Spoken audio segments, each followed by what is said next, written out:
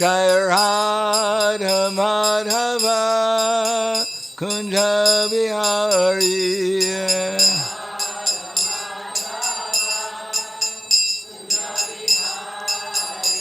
Jai Radha Madhava Kunja Bihari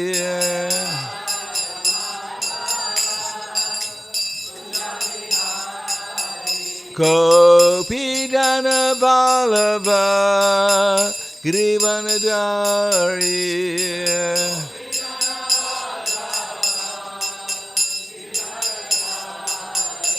Gopi Jana Vallabha Grivanadari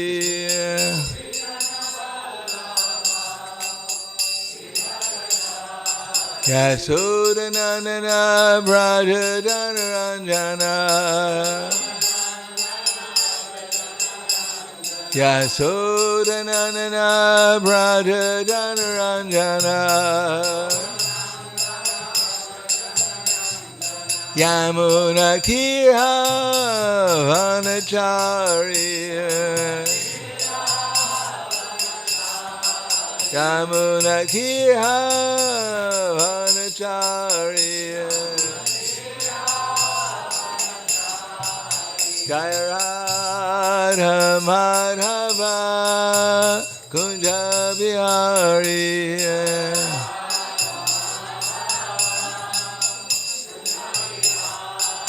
Jai Radha Madhava Kunja Bihari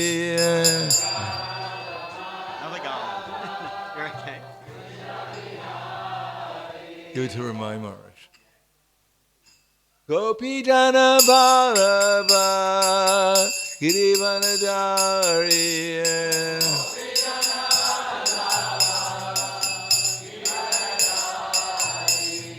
Gopi Jana Vallabha Girivanadari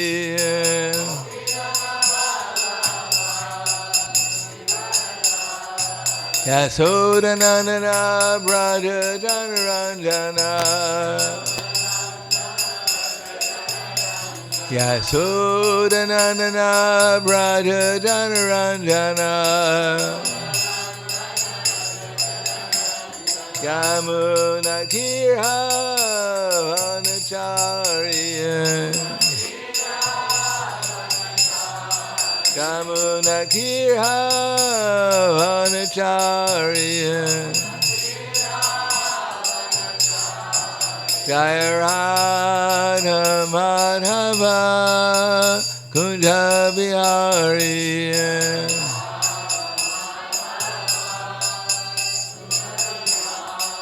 Jai Radha Madhava Kunja Bihari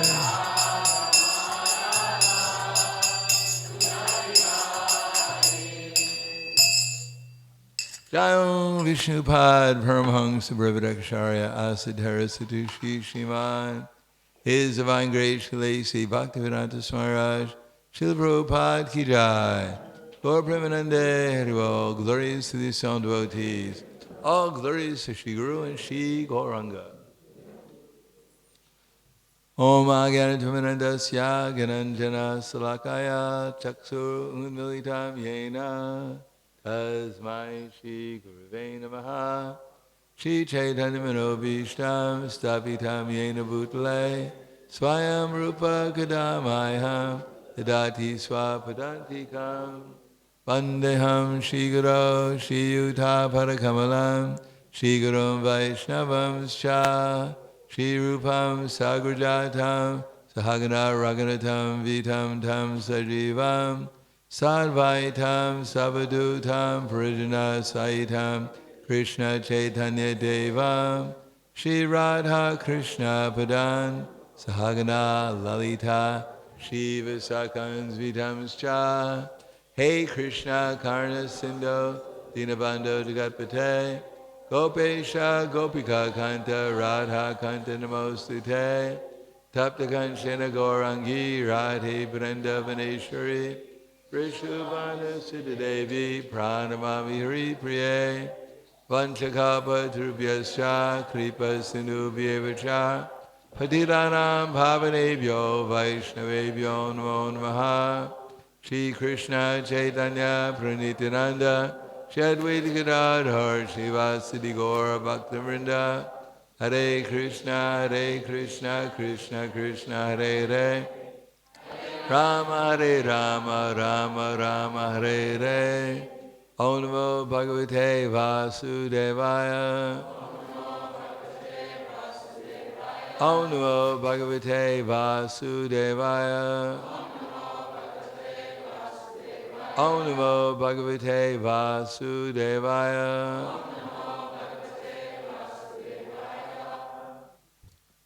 ¿Entiendes inglés? Yeah. Okay. ¿Hay alguien que pueda traducir para ella? Si no, hablaré en español. Probablemente sería mejor si tengas una silla.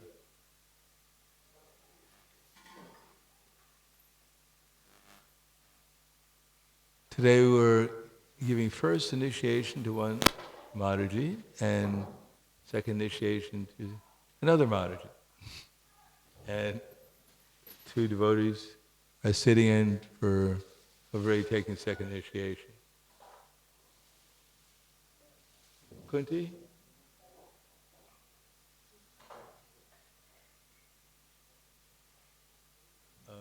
Parthasarthi? Kunti? Neck beads. Cuando tuviste este neck beads? ¿Hace cuánto tiempo? Oh, close enough. So first initiation, as Prabhupada has explained, means that we're going to give up our false ego. Padis. Actually, we're all spiritual beings. We're all spiritual souls. Our real identity is Krishna Das. Krishnara Srupa Hawaii, Krishnara Nityadas.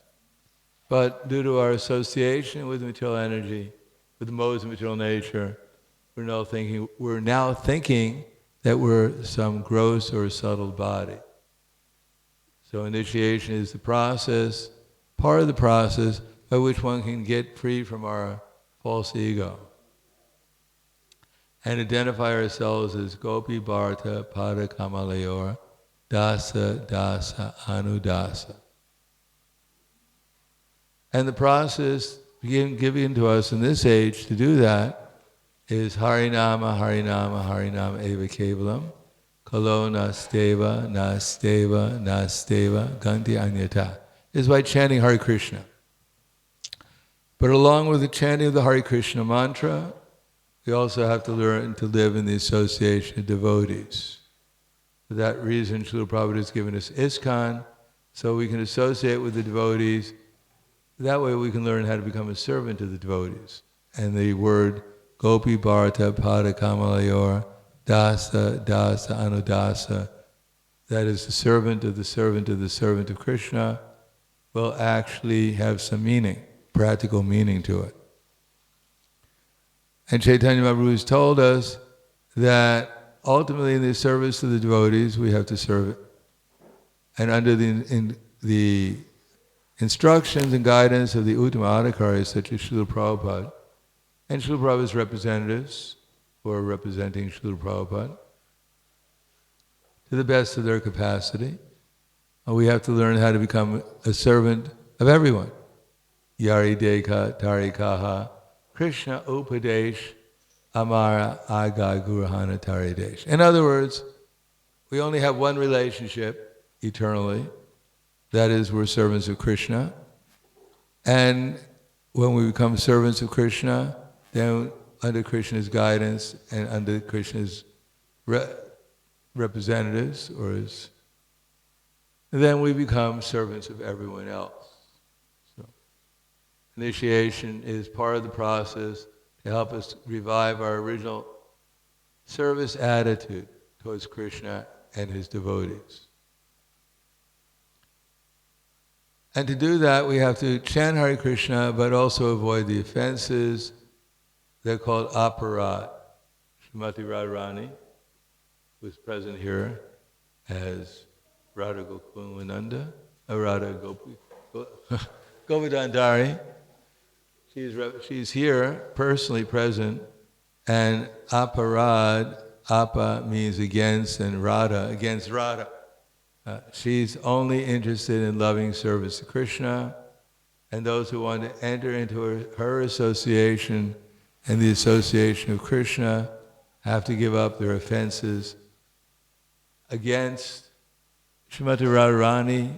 Radharani is only pleased if we're engaged in Krishna's service, and anything besides that, Radharani takes that as kind of offense against Krishna, actually. So, if we maintain material conceptions, our upadhis, then initiation will not be very effective. We should see them not as our identity, but as something we're supposed to get free from through the process of Krishna consciousness and pure devotional service. So to do that, we're not only given the holy name and the association of devotees, but the process of becoming free from offenses against the holy name. In other words, we're supposed to chant the holy name with love and devotion, and then Krishna will give us the intelligence how to chant the holy name with more love and devotion, and that goes on eternally. But if we don't chant with love and devotion, and we chant shnik shnik ram ram day day day hey, hey kitty kitty, hey kitty kitty, then we may get a big follower of cats, but our progress in devotional service will be rather slow until we finally, the cat incarnation comes and saves us. But I don't know when the cat incarnation is scheduled to appear, so it might be a long time. So there are 10 offenses against chanting the holy names.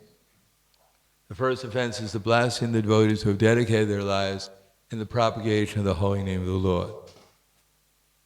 So that generally means that we have to learn how to serve the devotees. It's not a question of avoiding the devotee association so we don't offend them. It's a question of associating with them in the mood of intelligent service towards them. Intelligent service means we have to find out, we have to learn how to discriminate between who's on what level of devotional service. For those who are more elevated, and more elevated in our society, means more closely adhering to Srila Prabhupada's instructions and example. We have to follow their instructions and example. And for those who have been initiated, who are trying to learn from superior authorities how to follow Srila Prabhupada's instructions and example, we have to cooperate with them for the mission of Chaitanya Mahaprabhu. And for those who are less experienced in Krishna consciousness, we have to show them an example that Srila Prabhupada has given us, and also repeat the same instructions to the best of our ability that Srila Prabhupada gave us. For instance, our process is very simple. We chant Hare Krishna as our principal process, but also we perform deity worship, we read Srila Prabhupada's books, we serve the devotees, and we try to make the atmosphere spiritual. And the best way of making the atmosphere spiritual is become Krishna conscious. It was like Vidura, when he came back after pilgrimage, because he was fully conscious of Krishna, Maharaj Yudhisthira said, wherever you go, you turn that place into a place of pilgrimage, because you carry the Supreme Lord within your heart. So if Krishna is there, then the whole spiritual world is there along with him. But even if we don't always have Krishna in our heart, at least we should set the example of a devotee who's trying to put Krishna in his heart or her heart, and trying to follow the instructions and the examples of superiors who are doing it more with more experience than we have. The second offense is to consider the names of the demigods like Lord Shiva and Lord Brahma to be equal to or independent of the holy name of Lord Vishnu. Of course, in this age, most of us, we've heard of Lord Brahma and Shiva, Lord Shiva, but most of us have no faith at all in Lord Shiva, Lord Brahma, which is not so bad.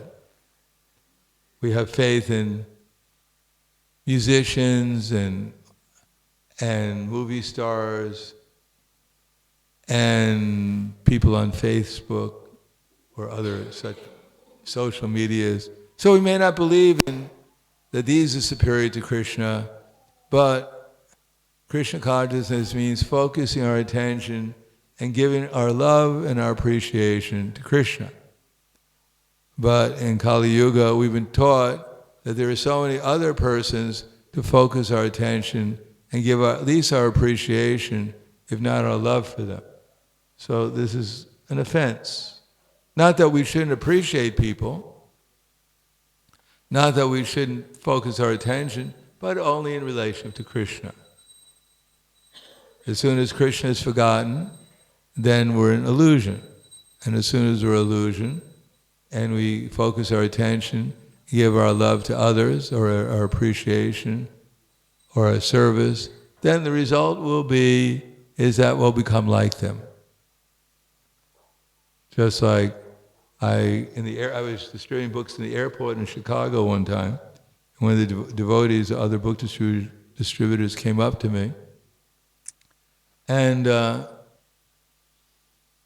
he mentioned that he had seen, I tried to distribute a book to Colonel Sanders, if you know who Colonel Sanders is.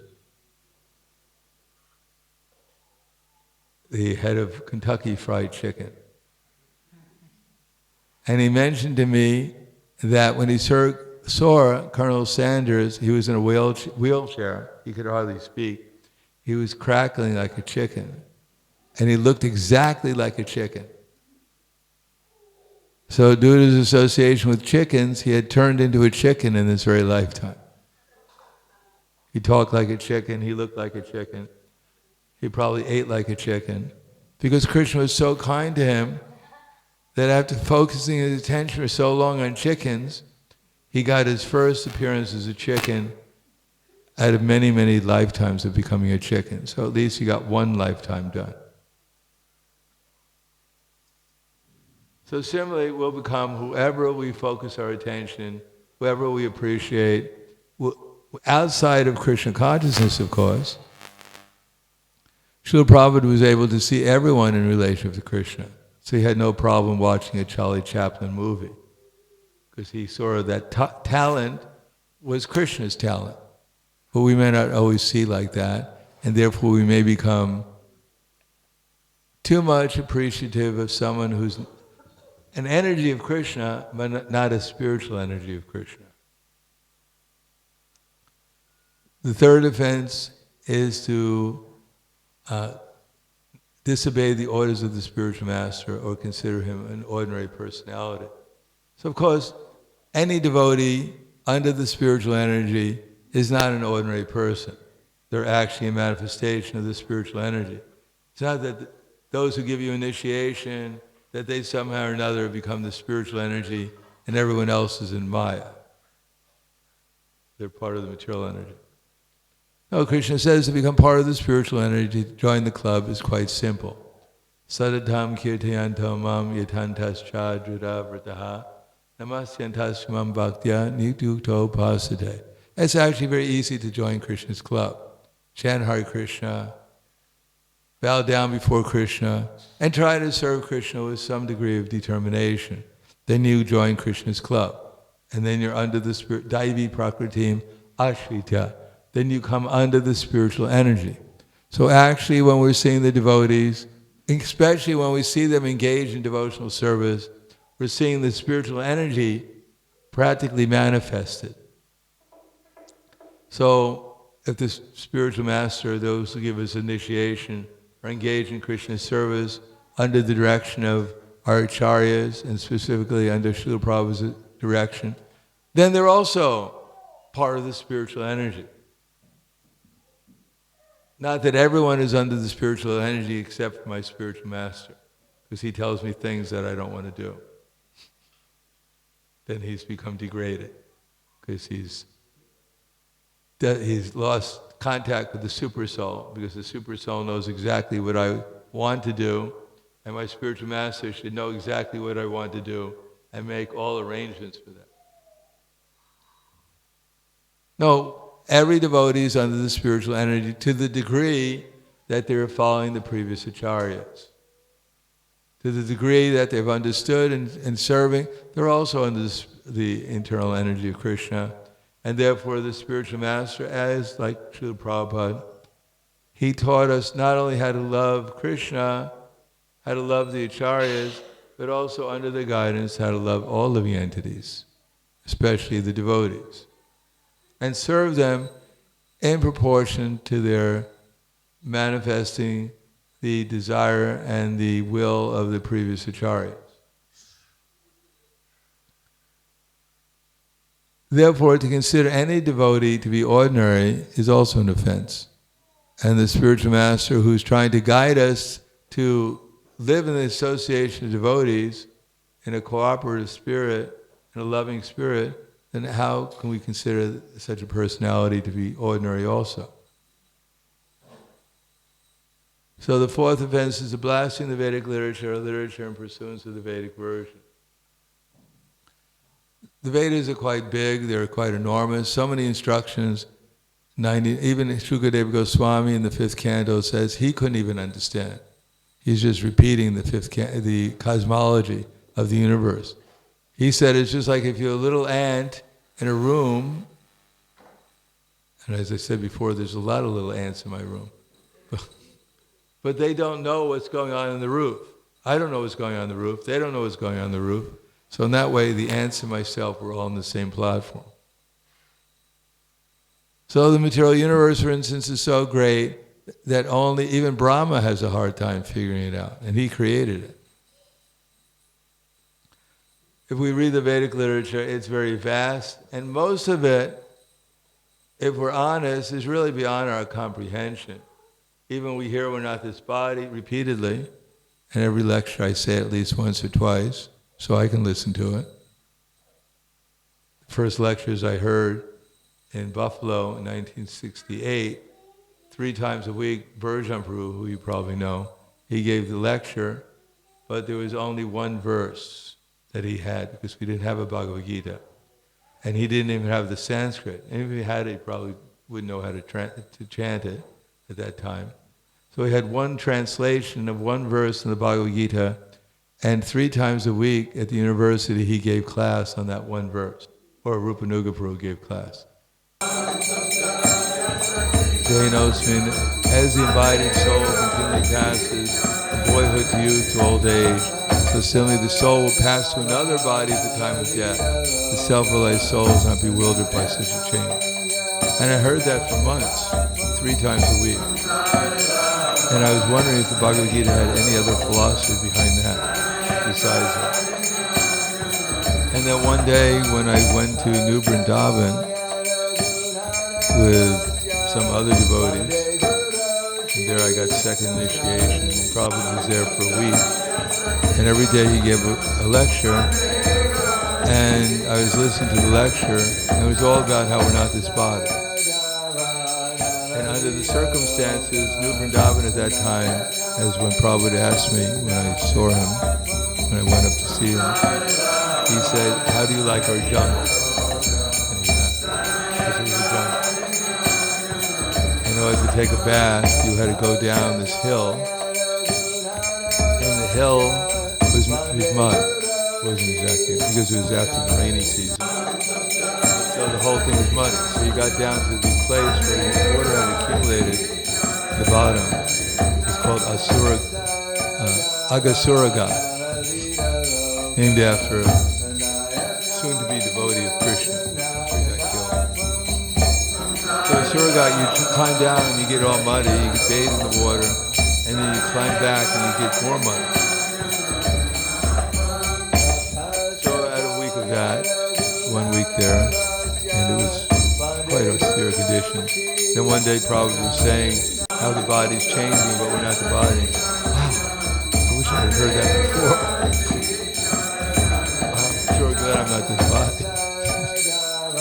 So the philosophy is quite elaborate, but what we can understand may not be so much all the details of it. And generally speaking, we'll have so many doubts. And even if we don't know that we have so many doubts, the fact is we have so many doubts. One time Srila Prabhupada said, one of the problems of the Hare Krishna movement is that many of the devotees don't believe in Krishna.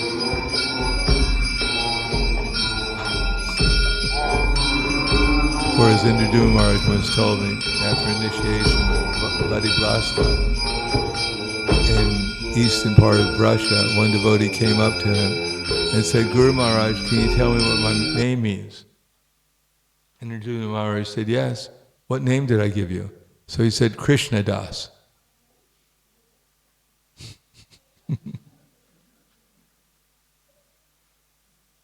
Hare Krishna. So we should try to we should try to understand that we're not going to be able to understand everything we hear in the philosophy. But that shouldn't disturb our minds. We shouldn't blindly reject it. You know that there's a mountain made out of gold, which is approximately 120,000 kilometers high. I mean, first of all, there might not be a mountain made out of gold. There might be a mountain made out of gold, Mount Meru. But what difference does it make? We still have to chant Hare Krishna. If we found out there was no mountain made out of gold, we'd probably still take prasadam after the fast is over. So it really doesn't make any real difference in our devotional service. So we should try to understand what we can understand and apply that within our lives, and not look for things that are completely beyond our understanding. Like for instance, in ISKCON, there was a debate. Where did the jiva come from? And that raged on for years, and it's always ready to be spark again. Devotees can fight each other where the soul come from. But I know one jiva, and I know exactly where he came from. He was from New York.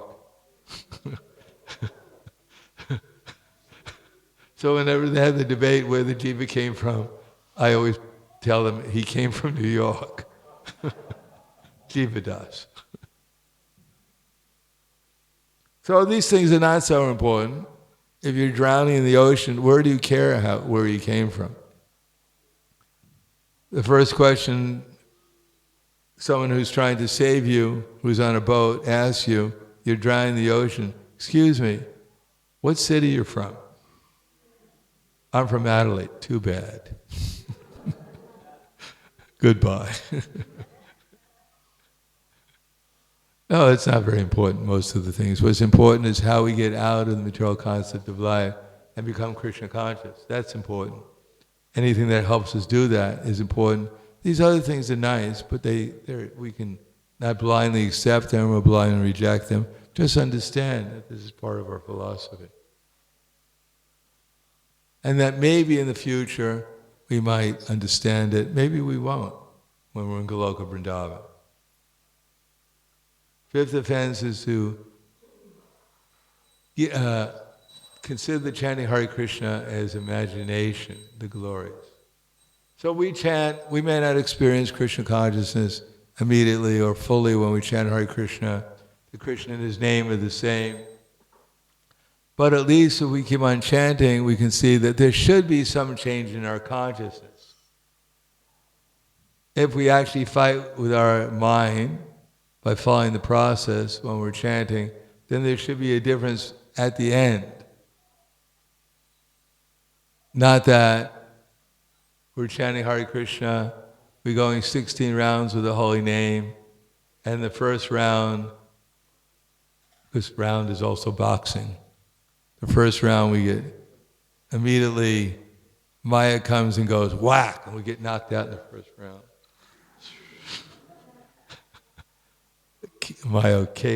Maya knocked us out in the first round of chanting. So we should avoid that. Try to chant our rounds. Try to understand by chanting as nicely and as happily as possible. Try to focus our attention on the holy name. try to feel Krishna's presence, and just try to see what the difference in our consciousness is. Then we can actually develop a little faith in the holy name. We may not realize Krishna entirely, but we can realize the holy name is not material. It's something different. And therefore take shelter in the holy name. The next offense is give some mundane interpretation on the holy name as that poet Allen Ginsberg, he gave an explanation one time at the University of Ohio why the holy name works before he started to chant. He said it helps you hyperventilate. And if you hyperventilate, you feel high. That's why we all get high when we chant Hare Krishna. It's part of the pranayama process. No, that's not why. Inhale. The holy name and Krishna are non-different. Srimati Radharani and her name are non-different. The great devotees, such as acharyas in disciple succession, are actually non-different from their name, because Krishna is all-powerful. The next offense is not to commit sinful activities on the strength of chanting the holy name. So there are some religions, they believe that when you join the religion, you get a Jesus Christ credit card. And any sin that you commit, you charge the sin to Lord Jesus Christ. That way you don't have to pay for it. Lord Jesus Christ pays for everything. But that's not our philosophy. Krishna doesn't give us an unlimited credit card to charge all our sins to, nor is the spiritual master. That it's up to us to become purified by following the process. Krishna may excuse some deviations, but he doesn't do it when we do them consciously, thinking that I'll be excused for whatever I do, because my spiritual master promised me at the time of initiation that he's going to accept all the sinful reactions that are accumulated, and therefore, at the end of the initiation, I give my spiritual master some dakshin to pay for his possible medical bills after he gets my sinful reactions. And then I get free to do whatever I want. That's not how it works. By chanting Hare Krishna offenselessly, we can become free from all sinful reactions. And if we commit offenses, then we'll remain in the same unfortunate condition that we're presently in now. The next offense is consider chanting Hare Krishna to be one of the auspicious ritualistic activities offered as fruitive activities or karma kanda. As we know, that karma kanda, according to Nigama Kalpatra Kalitam Balam Sukhamukam Drava Samyutam, that the Vedic literature is like a desire tree. We can get whatever we want. If we not only desire it, but we have the proper teacher to teach us how to follow the Vedic literature so that we can perform the necessary activities and sacrifices to go to the heavenly planets, to get mystic power, to merge in Brahman, to give me so many different things. But that's not what the holy name is not like that. Because if we perform devotional service to the holy name, the result is it's eternal. We can actually enter into eternity. By any material activity that we're desiring material reciprocation with Krishna for, then we simply come back in some temporary situation again. And therefore, we go up and down in the material universe. But Brahmande Brahmate Kon Bhagavan Jeev Guru Krishna Prasade Pai Bhakti Lata Bish. The seed that Prabhupada is giving us, and through the disciple succession we're receiving it, is the seed of eternity, to realize our eternal loving relation with Krishna and with all his associates. That's the seed we're getting. And anything compared to that is more or less useless. Shravam eva hi kevalam. And the ninth offense is instruct a faithless person about the glories of the holy name. We ourselves probably don't understand that much in reality, because if we understood something, we'd be self-realized. We'd realize we're not this body. We'd be always joyful. Nothing would bother us at all. No one, nothing in this world would bother us, because we would realize that we and everyone else are beyond the material world. And if we don't understand that, then how can we expect anyone else to understand it? And if we don't tell people that, how do we understand that? How can we expect them to understand it? And if we don't understand we're not this body, then there's no question of spiritual life. If there's no question of spiritual life, our ISKCON movement makes no sense to anyone, including ourselves. Therefore, Prabhupada, in the beginning and at the end, he emphasized that the basic principles were eternal. We're spiritual beings. And this process will help us realize Krishna, and by realizing Krishna, we'll realize who we are and who everyone else is. So we should try to convey that knowledge at the beginning. Prabhupada, for instance, when he was speaking to Professor Kataski, he tried to explain to him the difference between this body and the soul. And Professor Kataski could not understand what Prabhupada was talking about. And then Prabhupada introduced Varna Ashram. That there should be a class of people who are clean, who are truthful, who are sense and mind, but Professor Kataski couldn't understand that. He thought everyone is equal, everyone is a Shudra, or less than a Shudra. So Prabhupada didn't try to explain to him anything more than that. He said, "Thank you very much for inviting me to Russia. Can you get me a taxi?" And Professor Kataski said, "Sorry, Swamiji, I can't get you a taxi." So Prabhupada said, "All right." So Prabhupada went on the street with Shyamasundar and found a taxi. So although he was a learned professor, he could not understand even the most basic principles of our philosophy. So what to speak of other people? How much can they really understand? The 10th offense is not to have complete faith in the chanting of the holy names and to maintain material attachments even after understanding so many instructions on this matter. So the devotees are conflicted. Karmis, people who are engaged in fruitive activities, they don't have as many psychological problems as the devotees have. Because people feel completely at ease acting like an animal. They never really think that they're doing anything wrong by following their senses. They can do anything. Kamarinam, katidas, palitas, dorinadesha. They can follow their senses in any way possible that they demands. Even people, they get ropes and they climb up to buildings and jump off the building. Hopefully the rope is long enough.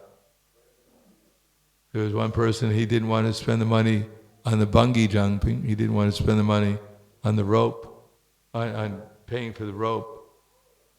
So he got his own rope and he tied it to a bridge. Unfortunately, he didn't measure the distance properly. So he didn't have his rope was a little too long. And he jumped off the bridge. You can imagine what happened after that. So to satisfy the senses, people will do anything. So they don't feel conflicted.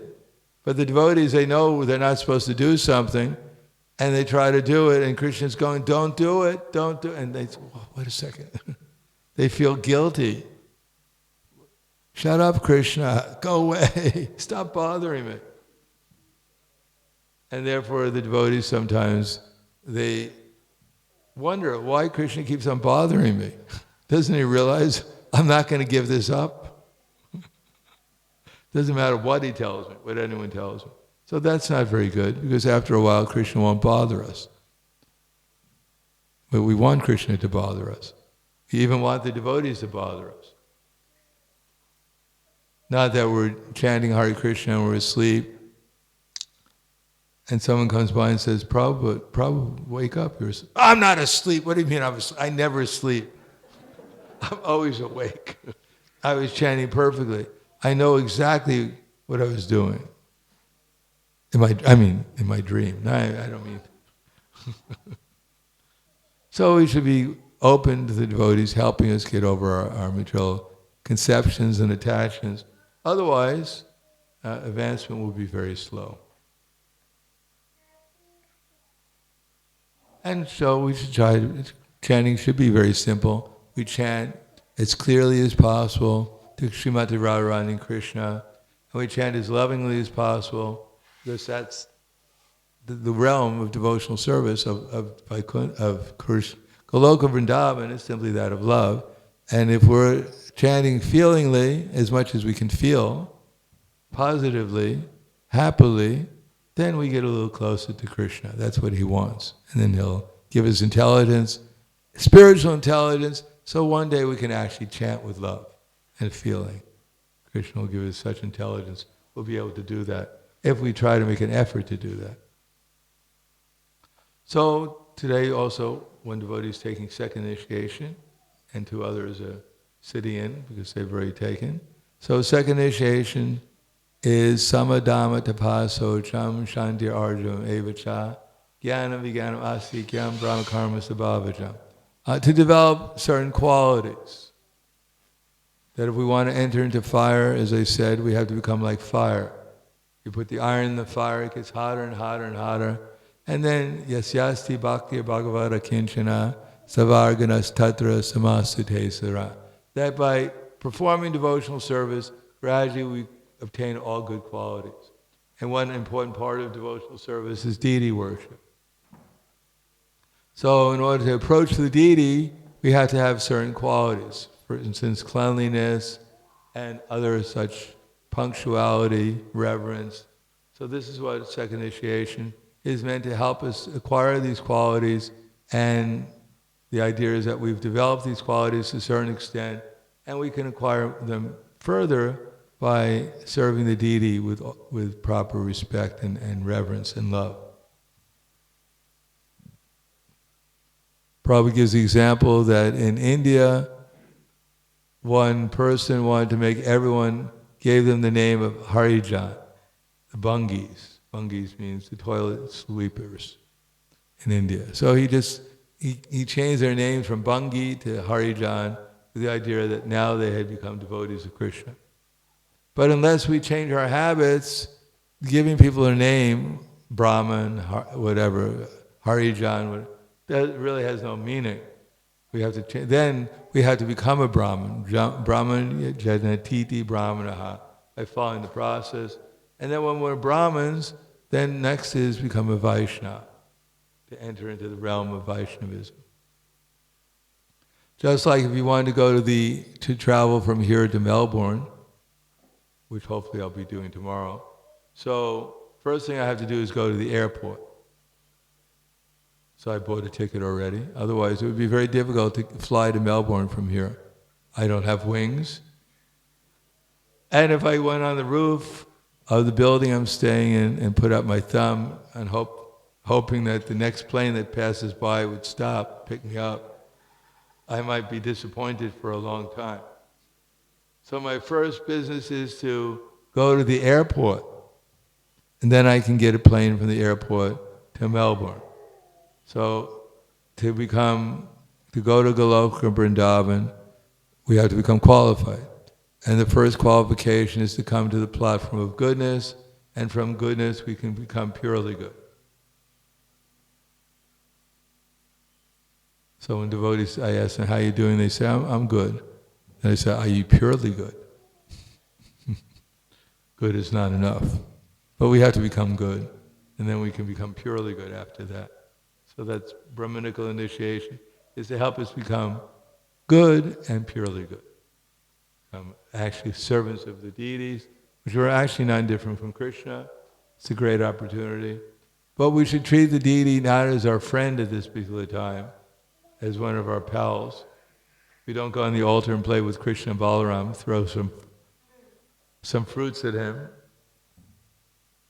amalaki fruits, and expect them to catch them and throw them back at us. No, we serve the deities with awe and reverence, but with some feeling also to please them.